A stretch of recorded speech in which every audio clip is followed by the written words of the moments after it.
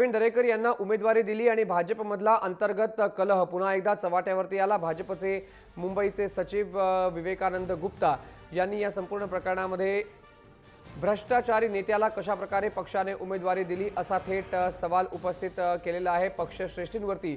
आणि ज्या प्रवीण दरेकरांवरती मुंबई बँकेमध्ये हजारो कोटी रुपयांच्या भ्रष्टाचाराचा आरोप आहे, अफरातफरीचा आरोप आहे, त्यांना उमेदवारी दिली जाऊ नये, पक्षाने आपला निर्णय पुन्हा एकदा बदलावा, त्याचा विचार करावा अशी मागणी देखील विवेकानंद गुप्ता यांनी केली।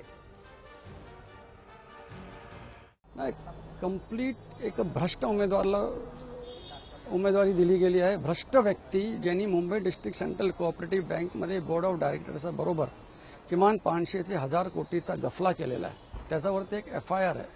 EOW इन्व्हेस्टिगेशन करते। असा वेळी असा एका 6 महिने आधी आलेला उमेदवाराला तिकीट देणं म्हणजे अतिशय चुकीची गोष्ट आहे।